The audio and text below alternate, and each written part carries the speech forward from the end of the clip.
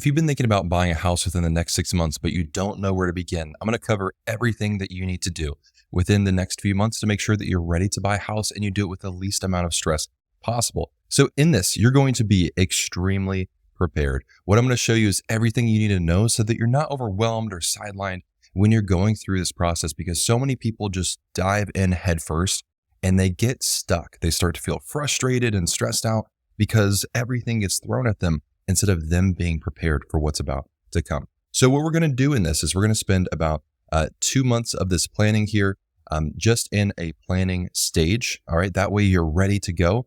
And then what I want you to do is I want you to have to be so prepared to have so much planning set in place that you have ample time to shop for a home, wait on the sidelines until you find one that you love, and then you can make an offer on it. Okay. So we're going to spend a lot of time on prep. That way you're ready to go and look for homes and you have plenty of time to do so. And then finally, we're going to save 30 days for closing. Okay. And I'll walk you through the closing timeline and how that works. Now, the reason we need to do so much planning is because this is going to go way quicker than you expect. A lot of people will say, I want to buy a house in 6 months. And then what ends up happening is they find a house that they love and they want to go ahead and purchase it. And so for those people, when that process goes a lot quicker, things get thrown at them and they don't know what's going on. That's where that stress, confusion, and really poor decisions can happen because you didn't have a solid plan in place. And I don't want that to happen to you, okay? Because a lot of people will say, I want to buy in 6 months. And in their mind, that thinks in 6 months, I'll be buying a house. When in reality, it's I'm going to be buying within 6 months, all right? Usually when people say I want to buy in 6 months, that's like the end deadline. And they're usually looking at purchasing within that time frame. And what we're doing with this prep stage is I want to help you avoid the doom scrolling, okay? And if you're watching this video, you've probably done it before, where you've just been sitting there and you get on Zillow or Redfin or Realtor.com or whatever it is, and you just scroll. Maybe you put some things in favorites, you find a house that you love, and then it goes pending, and then it goes pending, and then another one goes pending, and then another one's sold. And then you get in this frustration of, man, everything I look just goes under contract.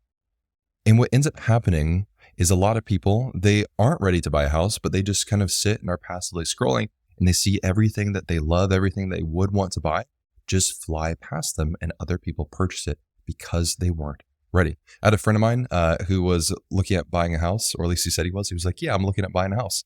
But everything I look at keeps going under contract. I said, oh, okay. Well, like, are you pre-qualified for a mortgage? Do you know like what your purchase range is? Do you know what your budget is? Do you know what your credit score is? Do you know like anything about what you want? He's like, no. I was like, oh, so what are you doing to buy a house? Like, I'm just on Zillow.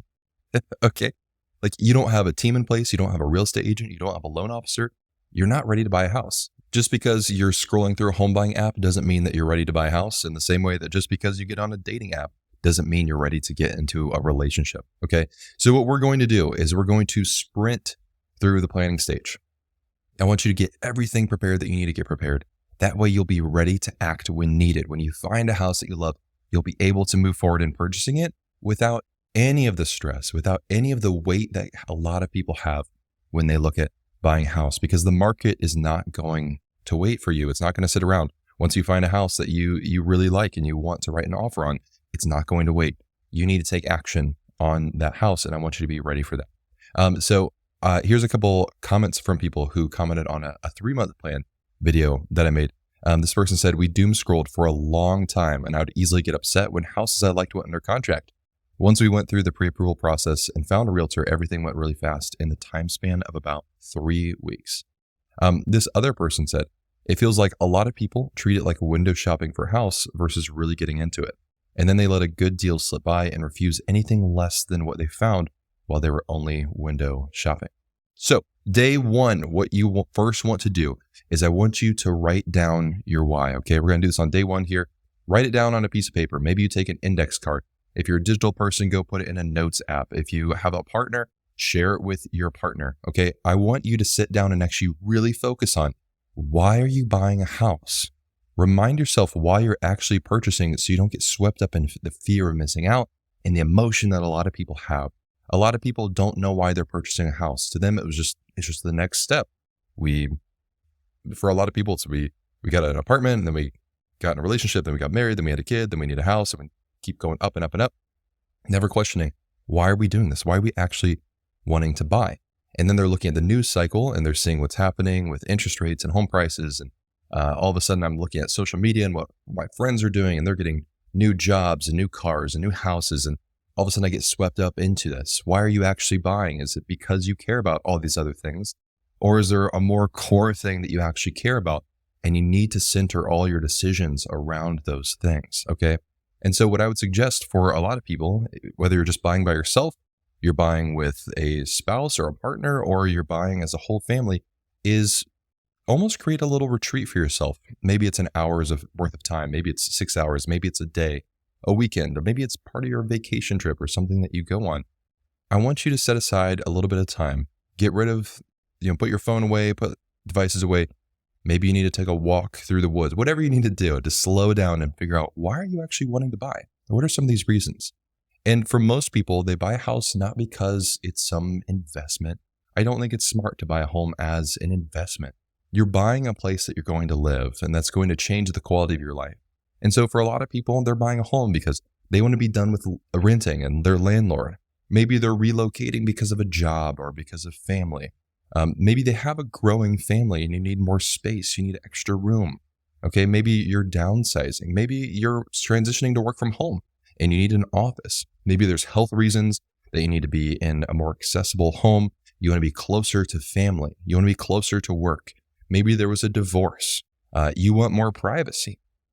And maybe also school districts. So many reasons that you may want to buy a house, and really start to clarify those. Write them down on a piece of paper. Writing stuff down is going to slow what's happening up here that's always constantly churning, and going to help you center around, this is why we're doing this.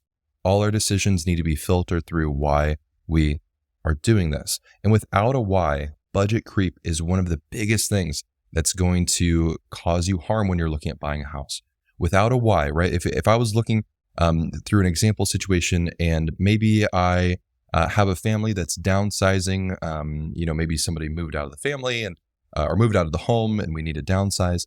For a lot of people, if you're not really centered around that why, it can be so easy to get caught up in, well, this house is just $10,000 more. But then we also started realizing we wanted something else, and this one's just a little $30,000 more. That budget creep starts to become higher and higher and higher because it's not filtered around why we're actually buying, okay? And when you have clarity about why you're doing the things you're doing and you're prepared, you're going to have more calm as you move through this process. Now, day 2, I want you to clean up your budget. A lot of times people hear talks about budget and they're like, yeah, it's fine. I have auto pay, it's whatever. That's not what it is. I really want you to see what's happening with your money, what's coming in exactly, and what's going out exactly. Where is it going? And is that aligning with the goals that you have for purchasing, for your financial independence in general? So I would really suggest looking at a budgeting software. There's tons of budgeting software. I use a tool called You Need a Budget. There's budgeting software called Every Dollar that you can use. You can use things on Google Sheets, Excel, whatever it is. Find a budgeting software that allows you to dig into your budget. Now, I'm also going to show you a trick for finding if your mortgage payment, your future mortgage payment, is going to fit into your budget comfortably. So I'll show you that in an upcoming slide. But what you're trying to figure out with your budget is what is working and what isn't working, okay? What is working? So are you spending money paying down debt? Are you contributing to savings? Do you have money set aside for saving for a down payment and maybe home repairs that you want? Or is money going out in ways that you don't want it to? There's no shame in the budget. If you like eating out a lot, great. If you like going to new restaurants, fantastic. If you spend a lot of money on electronics, that's great. But is that part of the goal that you're wanting? Is that part of what you want in the future? Okay, some people that works perfectly fine, and other people it doesn't. So we want to figure out, is there a leak in your budget? Is money going to places that at the moment it shouldn't be going in those places? And also, are you actually able to save? Every month, are you putting money towards savings, or are you putting money, does your deficit grow higher because you have higher and higher debt payments every single month? We need to spot these issues and then start to take a look at our debts. And is now a good time to make an extremely large purchase? If right now you're not able to save and actually each month your debt keeps growing, it's probably not a good time to start looking at buying a house. I really would suggest clamping down your budget. Why is money going out? Is there ways that we can get more money to come in? Can we reduce the expenses that we have and start to tackle maybe a debt problem that's growing, because buying a house is not going to solve your financial problems at all. It will only add more stress to your budget, particularly if you're not aware of what your budget is like in the first place. Okay, so be serious about your budget to make sure it aligns with the lifestyle that you want. Now, day 3, I want you to focus on guarding your headspace. As you get into this process, and you're probably already encountering this a little bit, is you're going to get bombarded with messaging about buying a house, about credit, about budgeting, about money in general, and what your worth is compared to the house that you buy and the income you make and the debt you have and how much money you have in your bank account. So much is going to come at you, and it's going to challenge your beliefs around how you feel about money and your value and your place in the world and the whole deal. And it can really be a lot of added pressure and stress. Are you getting messaging that's actually helping you with your decision, or is it sidetracking your decision based on what your why is? So consider where you want to get home buying news from. Don't just be passive and let home buying news come to you.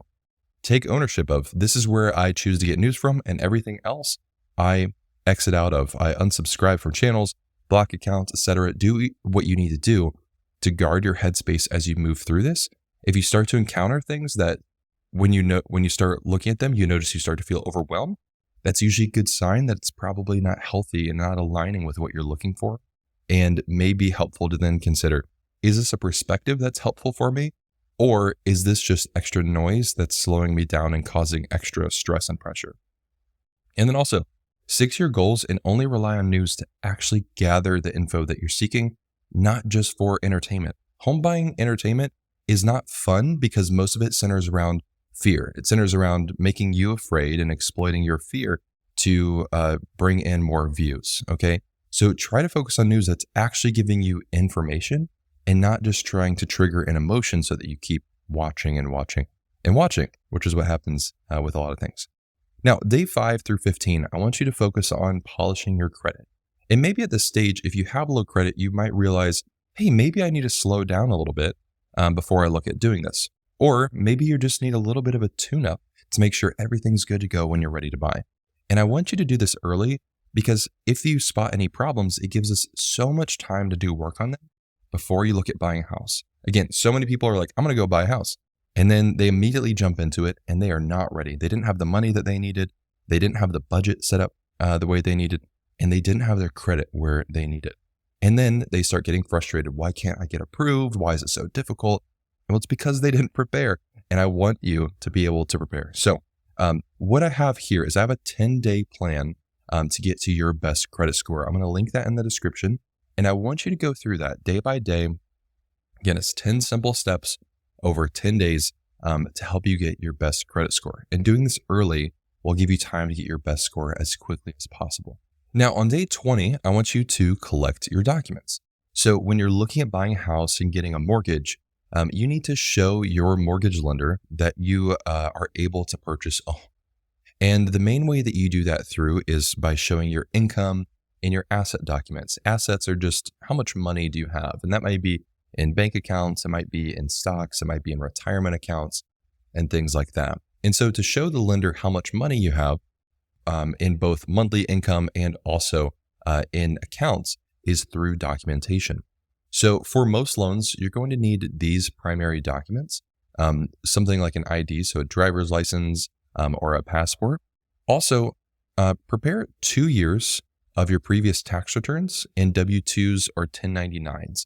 And so you may have one or both of these types, W-2 or 1099, depending on the type of work that you do.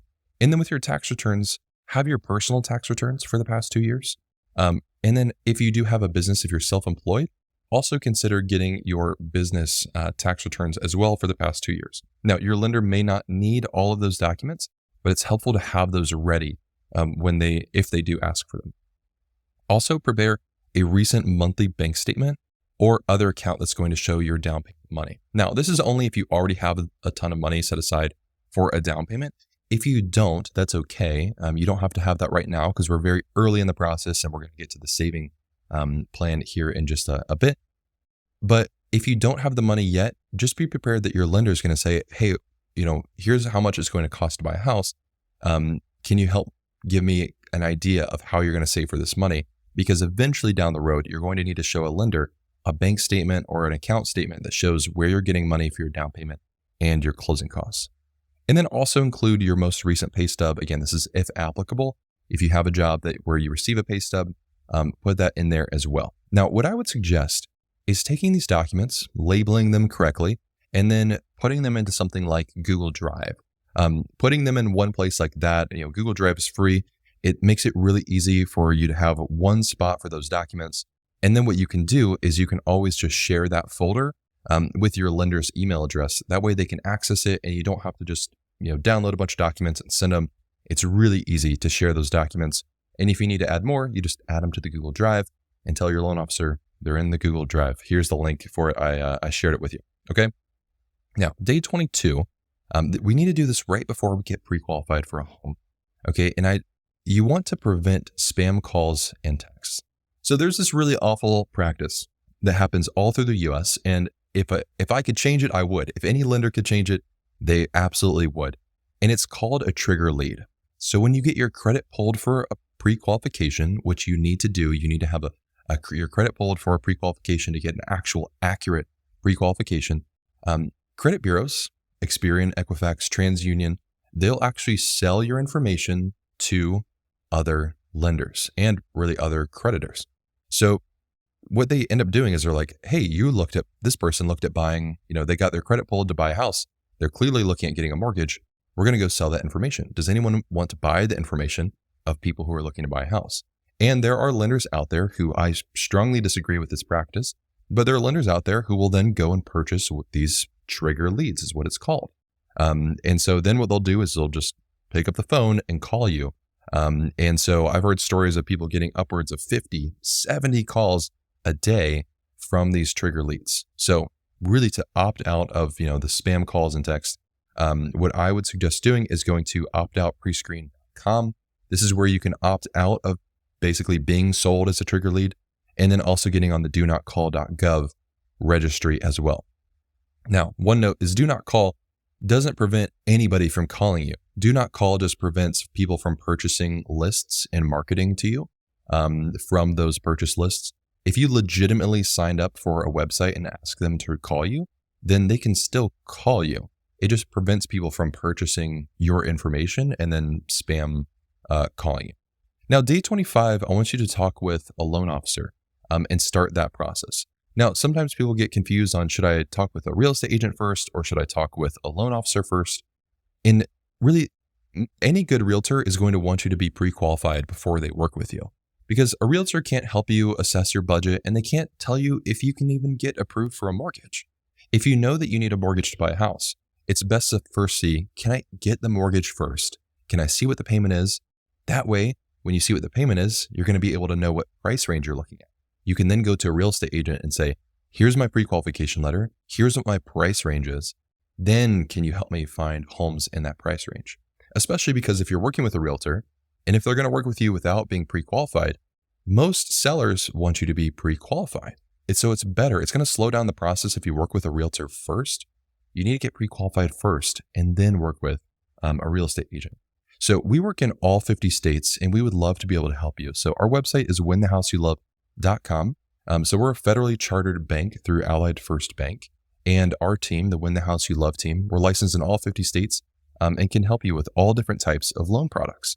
So what we do first is we start with a consultation call that you can schedule on winthehouseyoulove.com. And what we do on this call is we want to see what are your goals for purchasing? What are you looking to do? And then we're going to help you find what loan product fits best, whether that's a conventional loan, maybe it's the new 1% down conventional loan that we have. Maybe you're looking at a FHA loan. Maybe you want a rehab loan to do work on a home. Maybe you need some down payment assistance, and we can look at that as well. And what we do is it's one loan application, so it's one credit pull. A lot of people are concerned about credit pulls. A credit pull impacts your score is 0 to 5 points. Okay. And then we shop with 70 different lenders. So one application, one credit pull, and then we shop your loan with 70 different lenders to find which one is going to be best for you, offers the lowest rates and monthly payment as well. Okay. Now on this as well, we're going to verify what you can get approved for. That way you can see your rate, your monthly payment, the price range, and your estimated out-of-pocket expenses. Okay. Now, doing this early allows you to work on things if you can't get approved right now. All right. So getting, talking with a loan officer, getting pre-qualified, it's not a test, right? No, there's no shame involved with it. And I think a lot of people can feel really hesitant because it can feel invasive for someone to see, your credit score and your financials and everything like that. And just know that that's what's happening on the back end is there's no shame. There's no big pass fail button as I hit my microphone. All we're looking to do is see, can we help you get qualified for a loan now? And if not, we want to tell you, here's what you can work on that can help you get pre-qualified in the future. Okay. That's why we're doing this early. Now, day 26, I want you to create your targets. And your targets are what you're actually going to be focusing on as your goal. So we wrote down the why, right? That's more of our emotional target. That's kind of our general lifestyle target of why you're looking at buying a house. We also need some financial targets to make sure that we stay in check with our actual financial situation. So the first thing that you can do is look through what your maximum purchase price is. And I have a calculator called the max purchase price calculator. So you can go to winthehouseyoulove.com/max price. And if you type in the code Kyle, Kyle, it'll get you 20% off on that if you're interested in using that. And so I built this calculator to make it really easy to help you explore some of these targets of what your monthly payment could be, your price range can be. Basically, it's doing the same math that a loan officer would do. So you put in your income, either you and your partner, whoever you're buying with. You also put in your debts, and it shows you the math that loan officers use to help you find what your price range would be, your monthly payment would be, and things like how much money out of pocket you might need. So you can do that with a calculator if you want to, or maybe you just do it by hand. And ultimately what's happening on this call and when we do a pre-qualification with you is we're going to help you with these numbers as well and helping you understand what you can qualify for. But what I want you to do, and maybe, if you wrote down your why on a piece of an index card or something like that, flip it over, or maybe it's on a note on your phone. And I want you to write down targets for your monthly payment, your price range, your cash to close, and then your moving budget as well. Okay. So for your monthly payment, I think it's really helpful to find what is going to be your maximum. What's comfortable for your budget? Okay. Are you wanting to spend $4,000 maximum, or are you wanting to spend $800 maximum? Okay. Now, I once asked somebody on a phone call, I said, what's your maximum budget? How much are you looking to spend on a home? And he thought it was like a sales trick that I was trying to get him to spend the maximum. I said, no, I'm just trying to protect your budget. If you're saying your maximum is $3,500 per month, I'm not going to try to get you pre-qualified for a loan that's $5,000 per month. That's not helpful for you or me. I need to know what budget range you're looking at so we can help you figure out what home range, what price range is going to work best for you. Okay. So you really need to figure out what is the max, what is your non-negotiable. We are not going to go over this. And then maybe you also have a preferred range as well. So maybe you're saying $3,800 is my absolute maximum. If I see a number that's $3,801, it's a no-go. But maybe your preferred range is closer to $3,200 per month. Same thing with your price range. Your price range is going to depend on what your monthly payment is. And then we can also help you figure out, what monthly payment is going to match the price range, because that's different in different areas, different down payments, different loan types.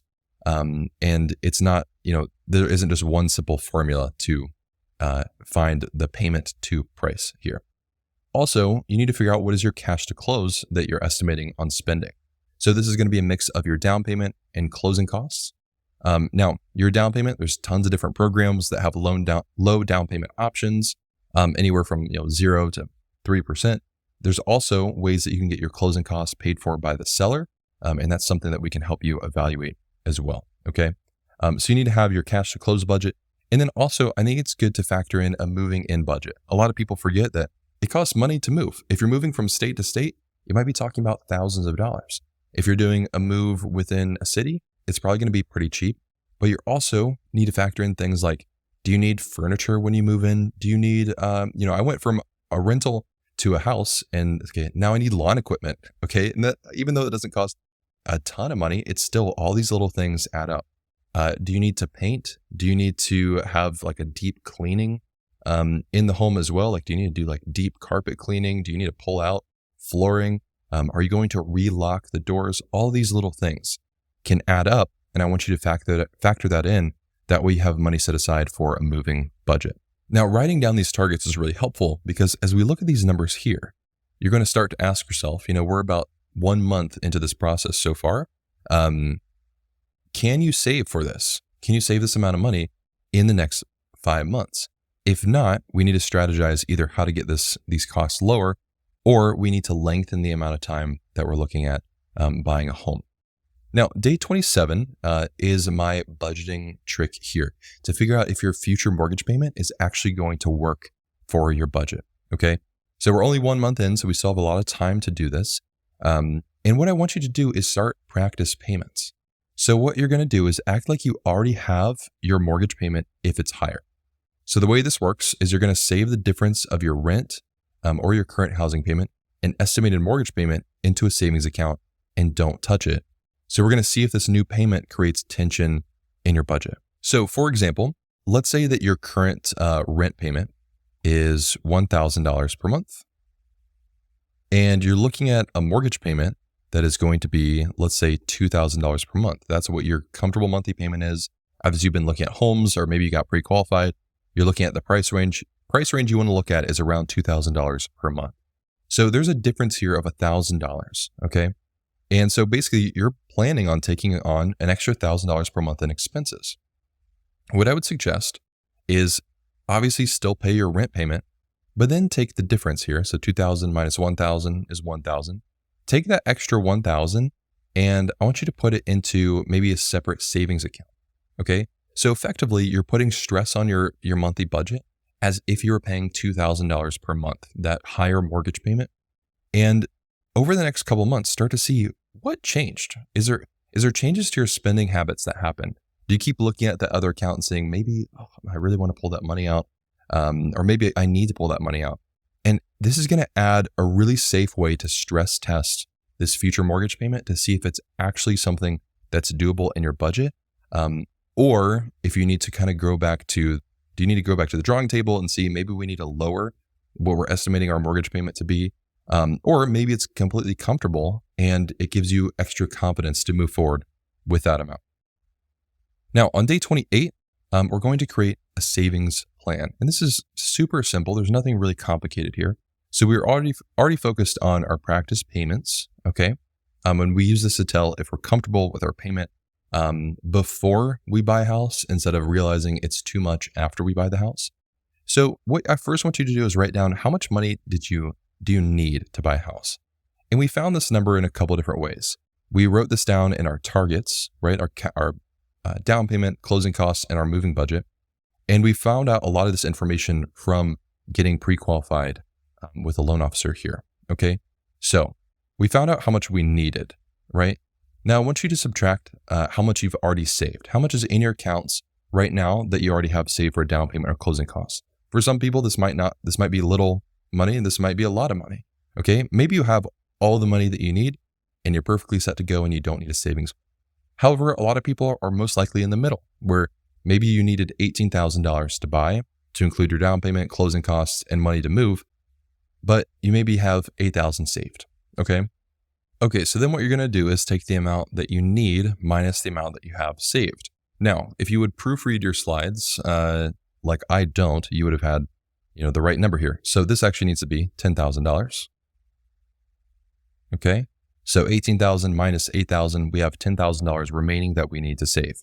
We're going to take this number over here and again, try to correct my non-proofreading of slides here. So $10,000 that we need to save over the next how many months you're looking at. Again, we're about 1 month into this process, so we have about 5 months remaining. So from this, we just take 10,000 divided by 5 months, and that's going to give us $2,000 per month in savings to be able to buy a home in 6 months. Now, what I want you to do is see this number and don't immediately feel shocked by it, but start to see what did that create some tension when you saw this number. Again, this number is going to be different for everybody who's looking to buy, but this number, how you feel about it, is going to help you reevaluate your home buying plan. Because if this number is too high, if you're like, there's no way I can save $2,000 per month for the next 5 months to meet my savings goal, then what you might need to do is either look at, are there ways that you can lower the amount that you need, either through finding gifts from a family member? Is there ways that you can increase your income or increase your savings in the next few months? Or you can extend your home buying timeline. We can adjust both of these numbers to get this number down to something that's more feasible for your budget. Again, maybe this number works for you and your savings goal. Maybe it doesn't.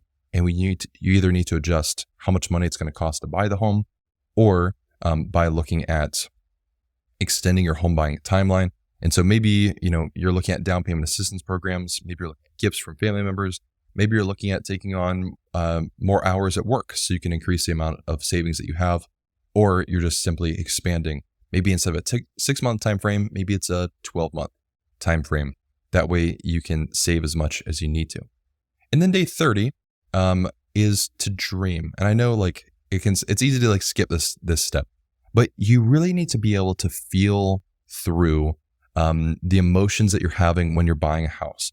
Because, looking at numbers like this can be really frustrating and annoying because it doesn't always align with what we want. Nobody wants to have to sit through and figure out what is my savings plan, and I don't have enough money, and it's going to take me time. It's going to add pressure to my budget. That's not enjoyable. And so what can happen for a lot of people is they have this dream of what they want, but the numbers in real life aren't matching up. And that's where a lot of frustration comes. And so in that spot, I want you to give yourself permission to feel through those feelings without the shame of it. That way you can actually be in the moment and deal with the real numbers in the future. Okay. So we need to do the full home buying dream thing so we can get to the realistic stuff in the future without the baggage of everything else with it. So what I mean by that is go to open houses for fun that are way out of your price range, right? Like for me, I can't buy $1 million home. So if you're in that spot too, go to open houses that for $1 million homes. Okay. Also give yourself permission for a day to just scroll through, look at homes that are out of your price range, look at crazy ones, look at places and areas you would never consider buying. Feel free to screenshot, make a folder of houses that you love, whether it's on Pinterest or wherever. The whole idea is to get it out of your system and to feel through it. That way, when you're going through the rest of this process and you're looking at homes that are actually in your budget, you're not still doing the dream thing. Okay. Because when you're constantly looking at the dream thing of what you want versus what's right in front of you, you're always going to be met with this tension and this frustration that's going to cloud your decisions about what you're actually doing. So allow yourself some permission to say, I'm just going to allow myself to get it all out, do everything that I want to do, consider, do the whole dream thing. That way I can feel through it without shame and then kind of come back to what is going to work for my situation right now. You can always work towards this dream in the future if you do have this, maybe the dream home is out of reach right now. You can always work towards that in the future.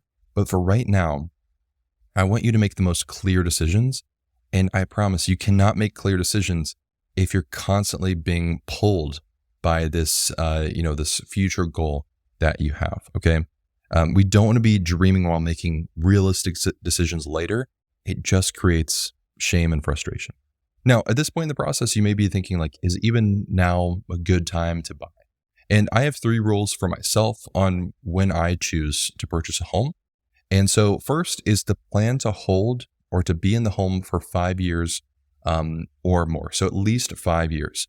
And the reason why is because when home prices have dipped historically over the past few decades, that dip has been around 5 years. So for instance, if I make a graph of home buying prices or the median price of homes goes up and then there's a dip. Okay. And it goes up and there's a dip and it goes up. This is the 2008 one. And there was a bigger dip and then it went back up. Okay. So we had a dip, and a dip historically. Okay. So this dip here was around 4 years. This dip here was around, I think it was around 3 years. And this dip here was around 6 years. And that all I'm meaning by that is if you bought at the height right up here, and then you waited in your home for 4 years, you would have not lost money. So same thing up here. If you bought at the height, lived in your home for 3 years, and then sold it after 3 years, you wouldn't have lost money. Same thing, even after the 2008 crash. If you bought it at the height If you stayed in your home for 6 years and then sold it, you wouldn't have lost any money. Okay. And that's why I suggest 5 years minimum planning on being in a home. So if you know you're going to be moving in, a year, I wouldn't suggest buying a home because it opens you up to maybe too much risk before those home price decreases if they happen. So 5 years or more is historically going to be less risky. Also, is it comfortable in your budget? And I mean actually comfortable, not just some like arbitrary rule. I know a lot of people want to hear like, what's your rule? Is it 30%? Is it 40%? I think arbitrary rules don't take into account how complex people's budgets are and the different goals that they have for their finances. So is it something that's actually comfortable? Do that through practice payments. Do that through evaluating your budget through software. Actually look at what's comfortable for your budget. And then also, I think it's really smart to be, when you do look at buying, to have 3 months of expenses saved after you pay your down payment and closing costs. That way you don't buy a home and your bank account's drained, right? You don't want to buy a home and then you don't have any money left over, okay, for emergencies that come up. And I think having an emergency fund of 3 months of your living expenses is really smart. So, when evaluating your budget, if it costs you, let's say, $3,000 per month in expenses just to live and survive, and that's through paying groceries and your current rent and gas and everything else that comes with your living expenses, that time, if that's $3,000 per month, then a 3-month emergency fund would be $9,000. 3 months times $3,000 gives you that $9,000. Now, day 35, I want you to decide, what do you want? What are you actually looking for? Okay. So first, I want you to do some neighborhood research. And every city has pockets that change and develop. Okay. When you're looking at buying a city, it's usually not just the whole city as a whole. Usually there's all these different neighborhoods that are going to help you start narrowing down where you're looking to live in. And that might change depending on, school districts is a really big thing for families and the neighborhoods that they're looking at. Or maybe you want to be closer to some downtown areas. Maybe you want more space. And the way that you can start figuring this out is by, talking to people in the area, but also even just by walking through different neighborhoods to get a feel of what those neighborhoods are like, the noise around those areas. Are you close to things? Are there parks? Are there, all different things like that. Also driving by at different times of day, talking to people in the community about different neighborhoods, doing research online to see what different neighborhoods are like. And then also taking a look at safety of the neighborhoods, school districts, and proximity to work. So I really want you to start narrowing down and create a list of what are the actual neighborhoods that you want to live in the city that you're looking at. Don't just say, I want to buy in this city. You need to be able to say, I want to buy in this neighborhood, this neighborhood, this neighborhood, and this neighborhood. Okay, because also where you're looking at buying, which neighborhood you're looking at buying, those can have different price appreciations than other neighborhoods, right? So that's something you need to consider. Also, take a look at open houses. Open houses are ways where a seller basically says, during this day and this time, anybody can come walk through my house, basically, because they're looking at selling it and they want more eyes on it. And so you don't have to sign up for open houses. You don't even have to have a real estate agent to go to an open house. You can simply just walk in. So find open houses in your area. You can just Google open houses, and tons of different websites have resources on finding local open houses. Okay. So going to an open house is really helpful because it starts making your decisions a little bit more real, a little more grounded in reality. All of a sudden, your thoughts about, I think I want a large backyard, start to become really true when you go and see an open house and they have a small backyard, and you kind of get that feeling like, oh, that's not what I want. Okay. Going to open houses really helps you solidify exactly what you're looking for. So by doing this, you need to also start creating a needs and wants list. And it's as simple as just getting a piece of paper, throwing a line down the middle, needs, wants, and then start writing stuff down. You can always cross stuff off the list as you go on. But what you really need to start seeing is, what is a need? And needs really align with your why, right? Needs need to actually accomplish why you're looking at buying a house. So if it's downsizing, you need to move from, X amount of square feet to this amount of square feet. If you're growing in family size, your need is, you were at a 2-bedroom and you need a 3-bedroom. That's a need. It's not a want. Wants are things that you might be more willing to compromise on. And this is really helpful too, especially if you're buying a house with somebody or as a family, in figuring out how can we make everybody on board with this home buying situation. That way nobody gets left out or their voice wasn't heard. And maybe a house was bought that not everybody was on board with or didn't solve the problems that you were looking for when you were buying a home. Okay. Now, also allow some room to grow and expand. We already did the dream aspect of this. You don't have to buy the dream house right now. You can allow yourself to, this home can accomplish maybe a majority of your wants, but maybe doesn't fit all of your wants. And that's okay. Not everybody, their first home that they buy is everything that they always wanted. Okay. And that's perfectly fine. Allow some flexibility. You don't need to have the dream home right away. For a lot of people, they treat homes like a stepping stone, right? The first house we bought did most of what we wanted. Then all of a sudden our ideas about a house and what we wanted changed. So the next home is a little bit better, but it aligns more with what we wanted. And that each home that you may purchase is going to be a little bit better for your situation. Next, you need to plan your exit. So you need to figure out what is the exit going to look like from your current living situation. So in day 40, this is what you're going to look at doing.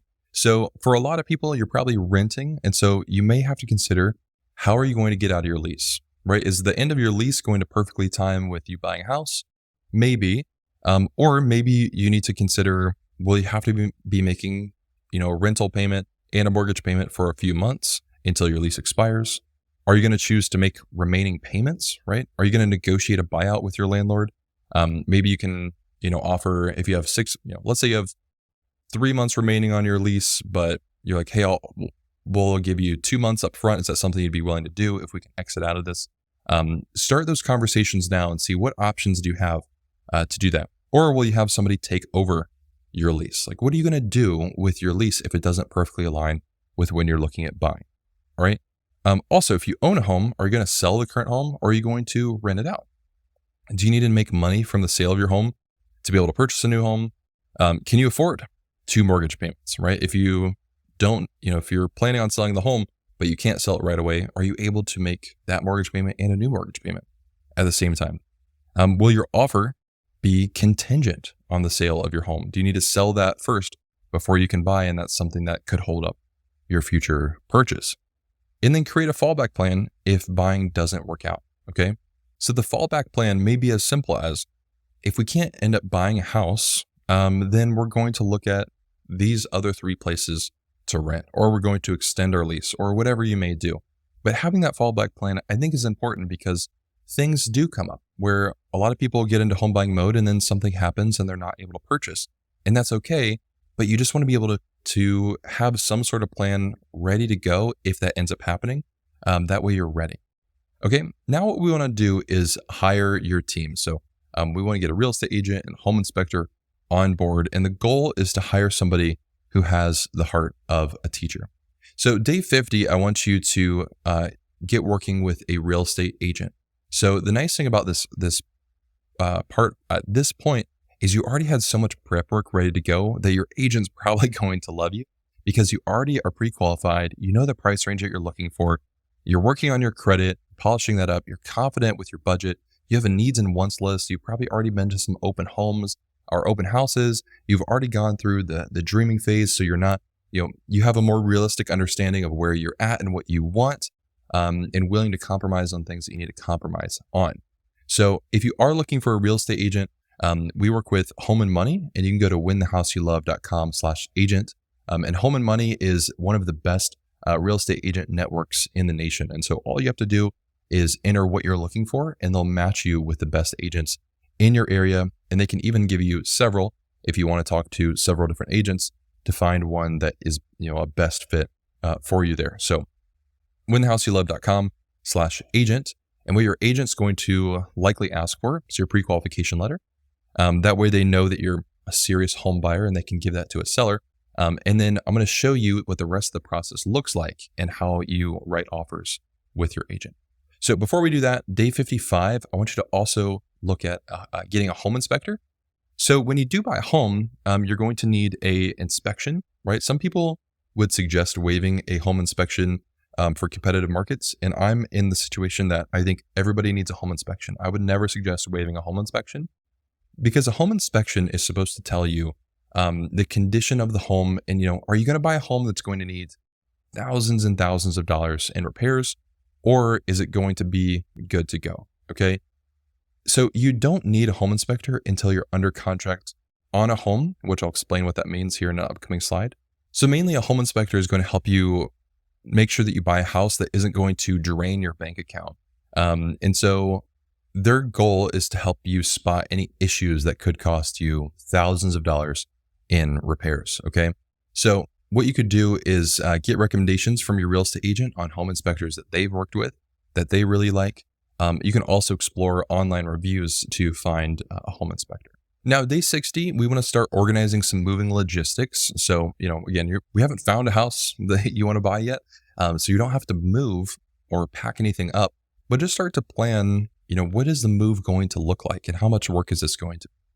So for instance, are you going to be using a moving company? If so, I would start to get some quotes. If you are looking at a moving company, start to see what's just the general price range that I need to start being prepared for. Also, I would suggest recruiting friends early and honestly, just kind of start scouting out, hey, is this something that you'd be interested in helping with? And don't just do the hey, what are you doing next weekend kind of thing. Hey, would you be willing to help me move? No worries if not. And, don't just rope in the pickup truck guy. Most people with pickup trucks tend to not like that, it seems, very, very much. Also, explore local truck rental options if needed. I know a lot of people just try to throw stuff in their car, or they try to, again, rope in the pickup truck guy. Local U-Haul options and stuff are really cheap. They're really affordable. Even to get one of those kind of box-ish style trucks, really is pretty affordable, even if you're doing a local move. And that's, I think, is a lot easier than trying to throw a bunch of stuff in random people's trucks and cars and making multiple trips.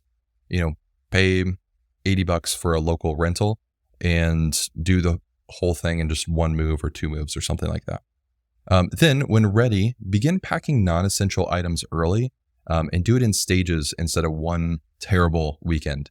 At least that's what I did. I don't like to do let's do every single thing as much, pack this day full of moving because that's exhausting and awful.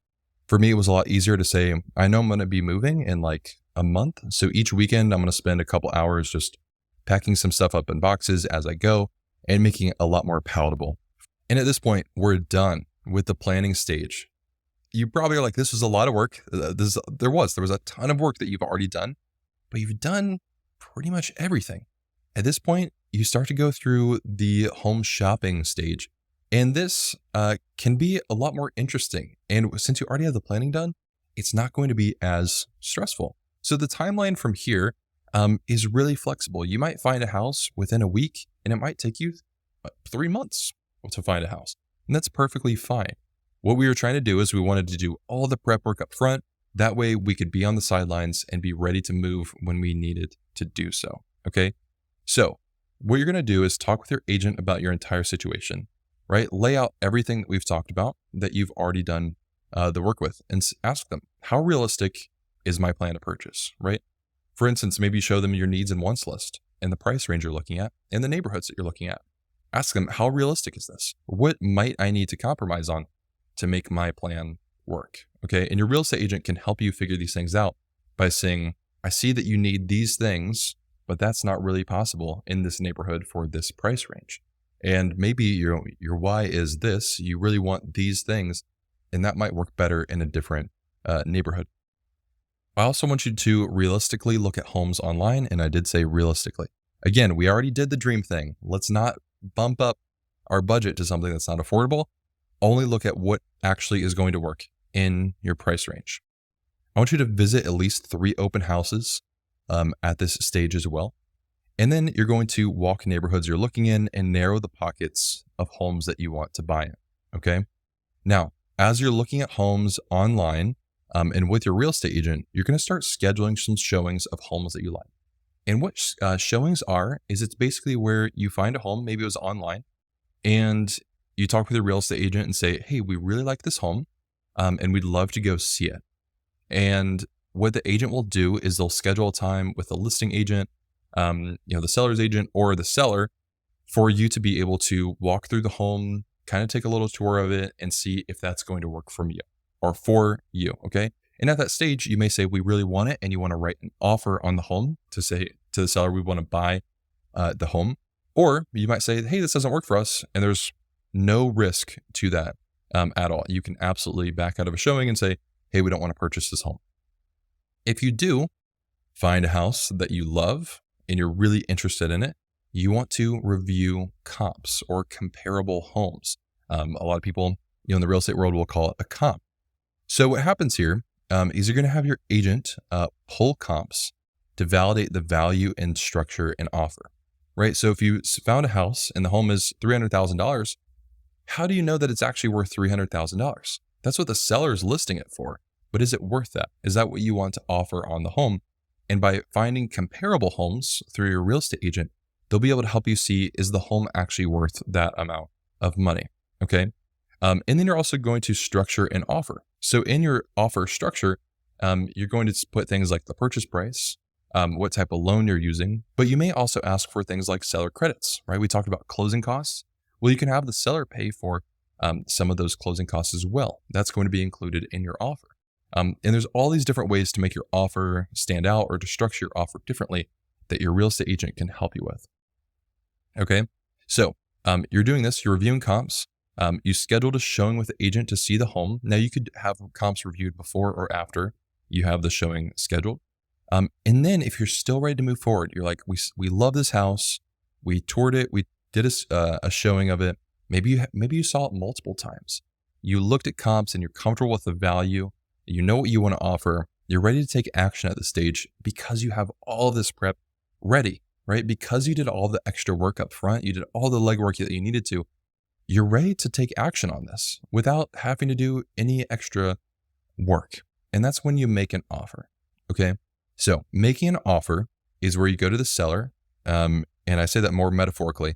Basically, you and your agent have a contract, a real estate contract that you're going to write together.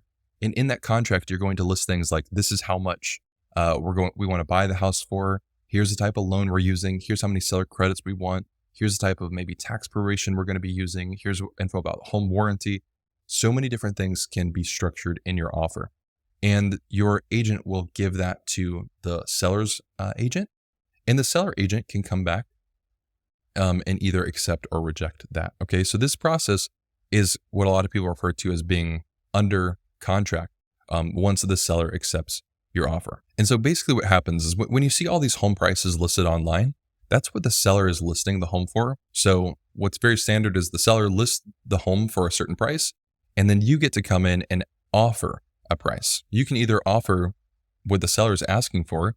So maybe the seller listed the home for $300,000 and you say, yeah, we'll buy it for $300,000. Or maybe you say, I'll actually buy it for $305,000 if you give me back $5,000 in seller credit to pay my closing costs. Or maybe you say, I'm going to offer $290,000 to try to be more aggressive on the price if you want to. So here's how different stages of the closing process works. Okay. So it all starts when the seller accepts your offer. Okay. Now, again, like we talked about, if maybe you submitted an offer and the seller doesn't accept, in that case, they usually will counter offer. So, again, maybe you offered $290,000 and they come back and say, we'll do it at $295,000. Same thing. You can either counter offer or you can accept it, or you can just walk away if you want to. But in this situation, we're going to assume the seller accepts your offer. So the person responsible for that is the seller and your real estate agent here. So this is what kicks off the under contract part, the closing process of this. So this process is going to take on average of around 30 days. Okay. It's not uncommon for it to be 20 days, even up to 60 days, but 30 days is normally what you would expect here. Okay. So then from there, your lender is going to send you initial documents and ask you for any updated documents. So they're going to send you a loan estimate that will tell you the details of your loan, and then also a whole initial document package that's going to show you all the details about your mortgage and the purchase. And they may also ask you for updated documents, right? may ask you for an updated pay stub, updated bank statements. That's perfectly normal then. Then at this point, you're going to schedule a home inspection. And usually this is done from, your real estate agent will do this. So the home inspector usually will contact the seller's agent to arrange a time to inspect the home. Ask your home inspector. Sometimes they're fine with you being there. Sometimes they prefer you don't.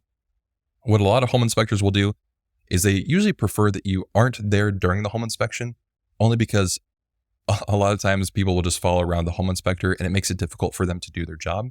What a lot of home inspectors will prefer is that you let them do their job without you being there, and then you can show up at the end for them to be able to walk you through, any items in person that you may need to pay attention to. Then what's done is a title search. So your lender will order a title search of the home to see the chain of ownership. And basically what this does is it makes sure that when you get the home, that you're the only owner to the home and no one else has legal claim to your property. From here, you should be able to get a conditional approval from your loan officer. And that's where they submitted all the information about your mortgage and about your situation and your home purchase to an underwriter. And the underwriter said, everything looks good. We just need a few other items like the home appraisal, the title search to come back clean, and then maybe a couple extra documents that they need. So then from here, a home appraisal is going to be ordered by your lender. So the appraiser will come out to the home, and what they're doing is they're verifying the value of the home for the lender. And so usually the appraiser will reach out to the seller's agent to arrange a time to be there. And that's something that you'll not be at the home for. The appraisal is primarily for the lender and not for you. It just helps the lender make sure that, if they're giving you $300,000 for a home, that the home is actually worth that amount of money.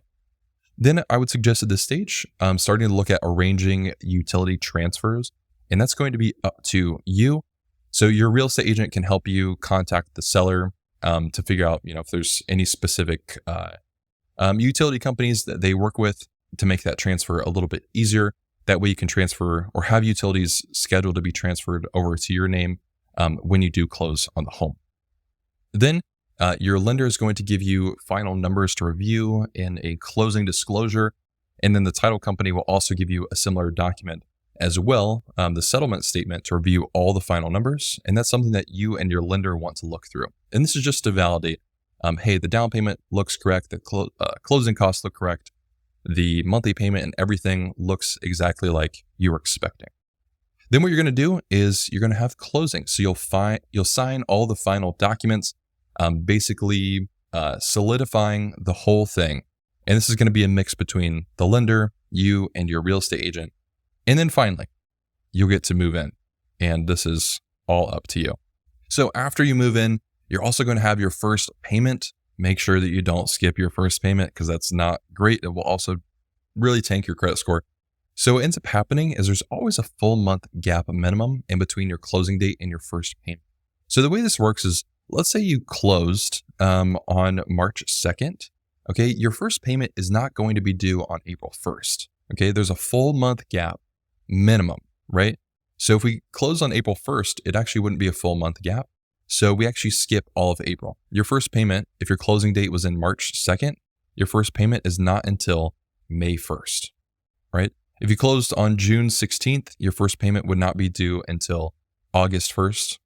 And if your closing date was in August 28th, then your first payment wouldn't be due until October 1st, okay? So you can actually see there's a pretty nice gap of time there for you to be able to make your first payment. And because a lot of people are concerned, they just paid a ton of money, in a down payment and closing costs. And it's nice to have a little bit of a break, a little bit of a breather before your first payment is due. Now, if you're wanting to buy, but you want a shorter time frame, I also have a 3-month plan that you can watch right over here.